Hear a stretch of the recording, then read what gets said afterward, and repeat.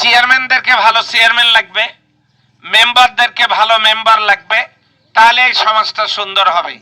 আশা করি আপনারা আমার কথা বুঝেছেন। এই জন্য আসুন আমরা সবাই মিলে একটা ভালো দেশ, ভালো পীরগঞ্জ গড়ার চেষ্টা করি। আমি আগে যে কথা বলছিলাম যে রাষ্ট্রের আমানতের খেয়ানত করব না, আজও বলছি করব না ইনশাল্লাহ। এবং আপনারা আশা করতে পারেন যা বরাদ্দ হবে তাই আপনারা পাবেন, পীরগঞ্জবাসী পাবে এবং কাজ হবে।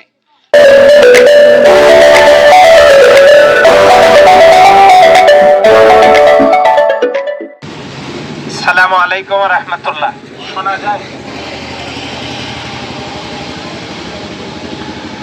আলহামদুলিল্লাহ ওয়াসসালাতু ওয়াসসালামু আলা রাসূলিল্লাহ ওয়া বাদ।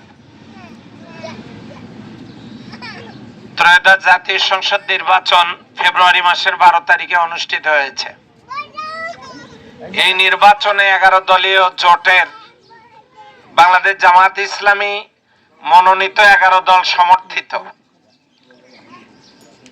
যে প্রার্থী ঘোষণা করা হয়েছিল সেটা দাঁড়িপাল্লার প্রার্থী হিসেবে আমাকে মনোনয়ন দেওয়া হয়েছিল। আমি আপনাদের কাছে এসেছিলাম একটি মানবিক বাংলাদেশ, দুর্নীতিমুক্ত নিরাপদ বাংলাদেশ গড়ার কথা বলার জন্য। আপনারা সেই কথা শুনেছেন, বিশ্বাস করেছেন। আপনারা ভোট দিয়ে আমাকে নির্বাচিত করেছেন, আল্লাহ আমাকে সংসদে যাওয়ার তৌফিক দিয়েছেন। আমাকে পরাজিত করার জন্য কালো টাকার ছড়াছড়ি করা হয়েছে। অনেকেই টাকা খেয়ে ট্যাপা হয়েছে, কিন্তু আল্লাহর রহমতে তারা বিজয়ী হতে পারে নাই। কিন্তু আল্লাহ আমাদেরকে বিজয় দান করেছেন, আলহামদুলিল্লাহ। এখন এমপি হওয়ার পরে আমি কোনো বিশেষ দলের এমপি নই। এখানে জাতি, ধর্ম, বর্ণ, গোত্র নির্বিশেষে হিন্দু, মুসলিম, উপজাতি সবার এমপি আমি। এই জন্য সবাই মিলেমিশে আমরা একসাথে কাজ করতে চাই। আজকে আসলাম, আপনারা যাকে এমপি বানালেন, আপনারা একটু মনে মনে চাচ্ছিলেন যে কই এমপি তো একদিন বেড়াতেও আসলো না। আসলে এখন এই কথাটা বলবেন না, কারণ হলো এমপি নির্বাচিত হওয়ার পরে তিনি যাবেন সংসদে। সংসদে যাওয়ার পর সেখান থেকে বরাদ্দ ধরবেন, এলাকাবাসীর উন্নয়নে কাজ করবেন। এখন যদি তিনি খালি দেখাদেখি করে বেড়ান তাহলে কিন্তু কাজগুলো হবে না।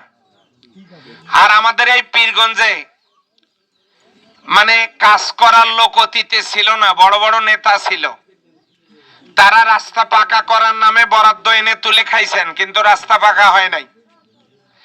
এখন উপরে যোগাযোগ করলেই বলে পীরগঞ্জে সবচাইতে বেশি রাস্তা পাকা, টাকা দেব কোথায়? তো সেই জন্য এগুলো আবার নতুন করে ইনভেস্টিগেশনে এই রাস্তাগুলোকে ধরায় দিতে হবে, উন্নয়ন করতে হবে। এখন উন্নয়ন শুধু এমপি দিয়ে হবে না, সংসদ থেকে বাজেট নিয়ে এসে এমপি দেবে উপজেলা চেয়ারম্যানের হাতে। আমাদের কি পীরগঞ্জে উপজেলা চেয়ারম্যান আছে? বানান লাগবে কিনা? লাগবে। ছিল, এখন নাই, বানান লাগবে।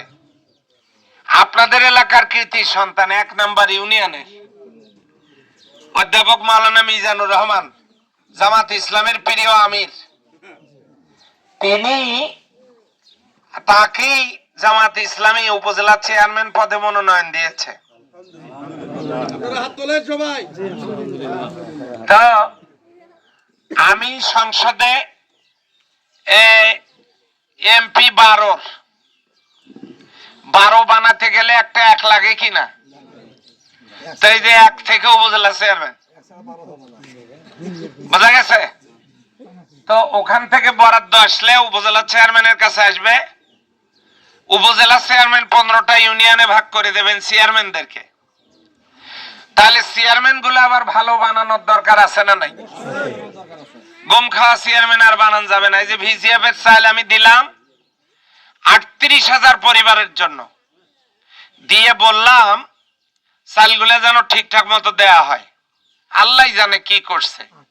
আমি আবার চেয়ারম্যানদেরকে ডাকবো কয়েকদিনের মধ্যে এবং মাস্টার রোল চাবো, দেখি তারা কি করছে। তো এই চেয়ারম্যানদেরকে ভালো চেয়ারম্যান লাগবে, মেম্বারদেরকে ভালো মেম্বার লাগবে, তাহলে এই সমাজটা সুন্দর হবে। আশা করি আপনারা আমার কথা বুঝেছেন। এই জন্য আসুন আমরা সবাই মিলে একটা ভালো দেশ, ভালো পীরগঞ্জ গড়ার চেষ্টা করি। আমি আগে যে কথা বলছিলাম যে রাষ্ট্রের আমানতের খেয়ানত করব না, আজও বলছি করব না ইনশাল্লাহ। এবং আপনারা আশা করতে পারেন যা বরাদ্দ হবে তাই আপনারা পাবেন, পীরগঞ্জবাসী পাবে এবং কাজ হবে। সবার কাছে দোয়া চাই যেন ঠিক মতো দায়িত্ব পালন করতে পারি। আসসালামু আলাইকুম রহমতুল্লাহ।